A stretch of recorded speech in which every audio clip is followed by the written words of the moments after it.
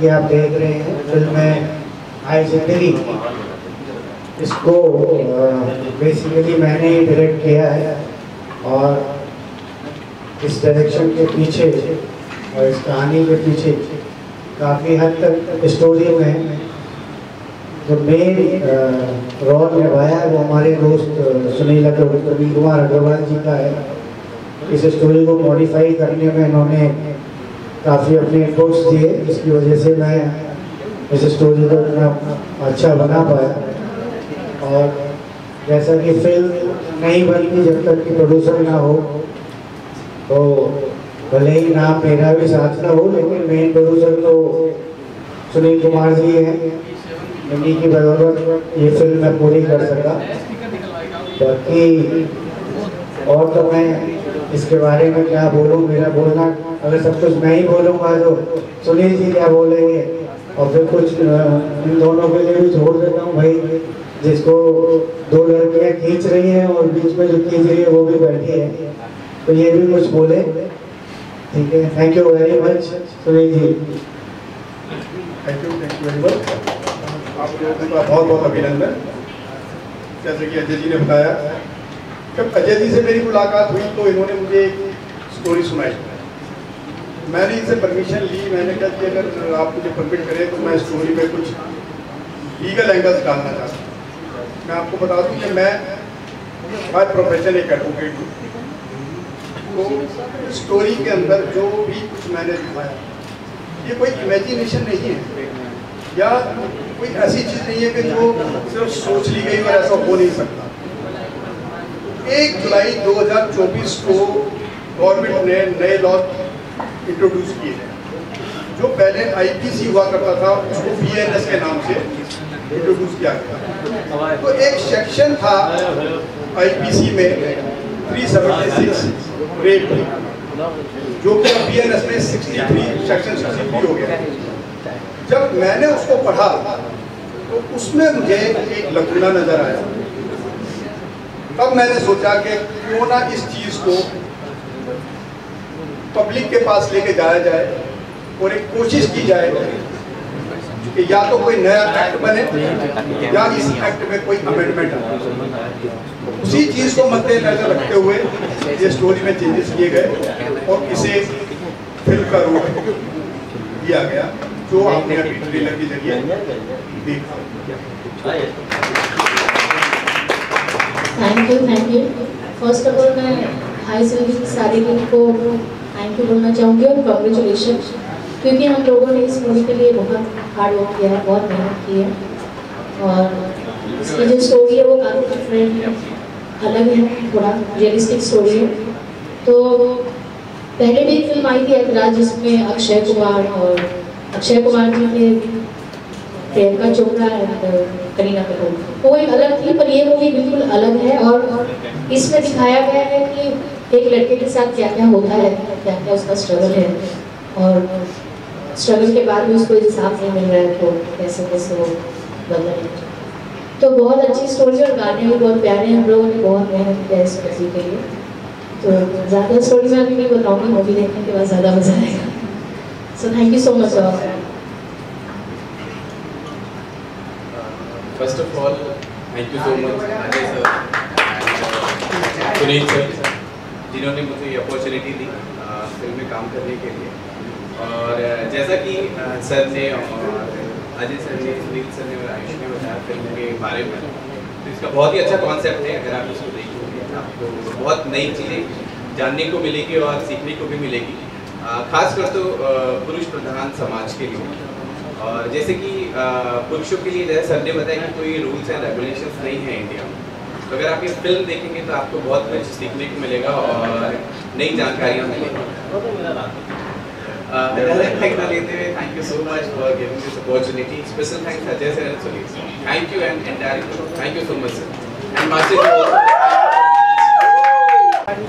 I'm not a singer, but I'll try. बहुत अच्छा गाया सिस्टर ने। हाँ, तो मैंने लिखा है, मेरी मम्मी ने मुझे हेल्प की थी लिरिक्स में, तो बिकॉज इट्स राधा कृष्ण के ऊपर बेस्ड है, सो मैं ट्राई करता हूँ और कोई गलती हो प्लीज़ माफ़ करिएगा। कान्हा की मुरली बाजे बाजे, राधा मगन हो नाचे नाचे, बोलो राधे राधे, बोलो कृष्णा कृष्णा, बोलो राधे राधे, बोलो कृष्णा कृष्णा। बहुत अच्छा लगा आपको, क्योंकि इसमें बहुत प्यार है, बहुत समय है हम लोग का। और मुझे इसकी कहानी को छोटी सी मैं एक बात बोलना चाहता हूँ। इसमें स्टोरी है इसकी छोटी सी, कि जब हम लोग ये गाना बना रहे थे तो सर ने मुझे ब्रीफ किया था और मुझे प्रॉब्लम आ रही थी स्टार्टिंग में। आफ्टर 3 डेज मुझे बहुत दिक्कत हो रही थी, तो मैंने सर को बोला कि सर कुछ ब्रीफ और हो सकता है क्या? तो उन्होंने कहा लो मैं तुम्हें लोकेशन दिखा देता हूँ, ऐसा कुछ होने वाला है, आइडिया नहीं देता। Then I started making the song. और पहला हुक ही ये था जो मैंने आपको भी सुना है, गाना की मुरली बाजे बाजे। तो मैं सर को बहुत बहुत थैंक यू करना चाहता हूँ कि उन्होंने मुझे ऐसा मौका दिया, और इस पूरी टीम को सुजीत सर को थैंक यू बोलना चाहता हूँ कि हम लोग इतना अच्छा मौका दिया। We are just learning it, और अभी हम लोग सीख रहे हैं। और आप सब लोग हो, आप ही ऑडियंस हो, आपको ही बताओगे कैसा है गाना। हम लोग तो बस बना सकते हैं, आपके तरफ ला सकते हैं। जैसा सर ने बताया बहुत अच्छी थीम पे फिल्म है, तो हम लोग की पूरी कोशिश रही है कि हम लोग अपना बेस्ट दें। और अगर कुछ लगेगा तो आप लोग है ही बताने के लिए कि हम लोग और बेटर करके नेक्स्ट टाइम और बेटर आएंगे इसके साथ। तो थैंक यू सो मच। बिल्कुल बिल्कुल, sorry thank you so much, thank you all the class. सबसे पहले मैं ही बोल देता हूँ ना,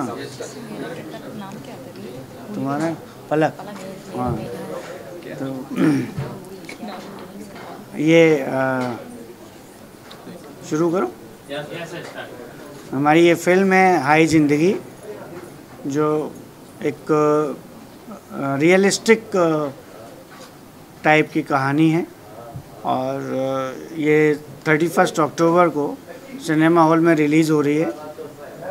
और मुझे लगता है आप लोगों का प्यार और आशीर्वाद हमें मिले तो बहुत ही अच्छी बात है, हमें खुशी होगी। और मैं इसी तरह आप लोगों का मनोरंजन करने के लिए फिल्में बनाता रहूँगा, इसलिए हमें आपके प्यार की बहुत आवश्यकता है।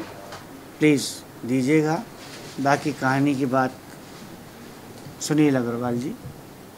ये एक कहानी जो हम लेके आए हैं, ये आज के इस समाज की और हमारे देश की एक आवाज़ बनाने की कोशिश मैंने की है।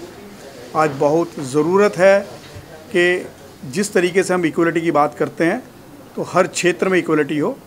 तो एक क्वेश्चन मैंने रेज़ किया है कि where is the equality, gender equality in law. Law में जेंडर इक्वलिटी नहीं है, मेल को कोई प्रोटेक्शन नहीं है, और समाज में मेल के साथ हुआ ऑफेंस शर्म के मारे वो कंप्लेंट के रूप में नहीं आ रहा है। तो हमारी पिक्चर में पहली बार एक मेल एक फ़ीमेल के अगेंस्ट में कंप्लेंट कर रहा है, और एक डिमांड है कि भाई हमारे लिए भी, हमारी प्रोटेक्शन के लिए भी एक लॉ बनना चाहिए। जो अभी आपकी हीरोइन ने भी बोला कि ये फिल्म जो है अक्षय और प्रियंका की जो फिल्म थी एतराज, उसकी कहानी से इंस्पायर है। वीडियो बना ले यार, वीडियो। देखिए, जो कहानी ऐतराज की थी उसमें क्या था कि वो उसका एक्स लवर था, है ना। तो एक्स लवर था, तो उसको जब वो मिलता है तो वो प्रियंका चोपड़ा को सोचते हैं कि चलो लिबर्टी ले लेती है। बुजुर्ग से, एक बुढ़े आदमी से फिजिकल सेटिस्फेक्शन नहीं होता, तो इसलिए बोले इसको ले लूँ। और उसके साथ जब वो एक्सप्लॉइट करने की कोशिश करती है, तो जब अक्षय कुमार भी वकील के पास जाता है तो वो मना कर देता है कि कोई नहीं है, तेरे को कोई नहीं मानेगा इस बात को। और उस चीज़ के लिए वो पर्सनली लेके चलते हैं। और फिर उसकी वाइफ है करीना कपूर, जो उस केस में सबूत लेकर आती है, ठीक है। तो बिना प्रूफ्स के वो भी उस फिल्म में कुछ नहीं कर पाते। उनको लॉ का कहीं बेनिफिट नहीं मिला, उनको जो बेनिफिट मिला वो उनके प्रूफ्स का, कि उन्होंने कोशिश की और फिज़िकल होने की। तो ये कहानी थी एक पर्सनल पर्सन के ऊपर।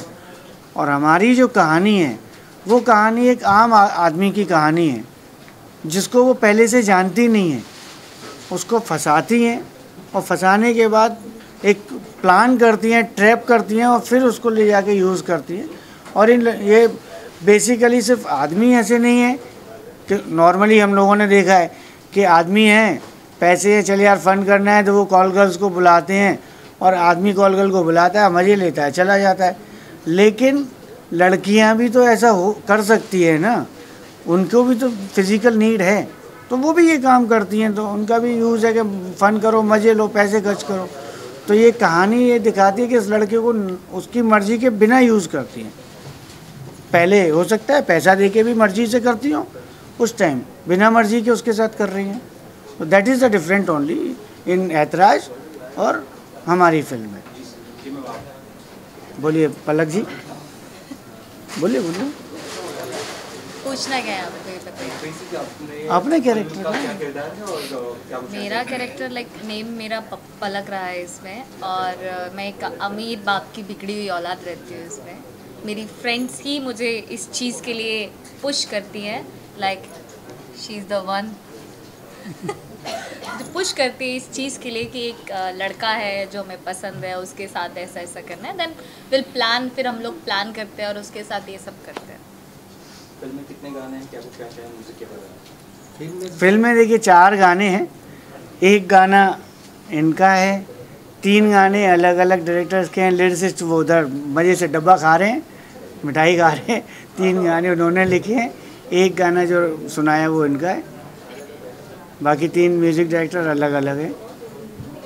मैम आपको कुछ क्या चाहिए? हाँ, मेघा जी, मेरा जो कैरेक्टर है वो मेघा का कैरेक्टर है बेसिकली, और इस कैरेक्टर का एक बहुत ही इम्पॉर्टेंट रोल है इसमें ये दिखाया गया है कि पहले लोग जब बहुत गरीब होते थे या मजबूर होते थे तो फिर भी सही रास्ते पे ही चलते थे, लेकिन अभी ऐसा हो गया है कि अगर कोई इंसान बहुत पैसा वाला बनना चाहता है या बहुत इमीडिएटली पैसा कमाना चाहता है तो बहुत सारे गलत रास्ते पे चलते हैं।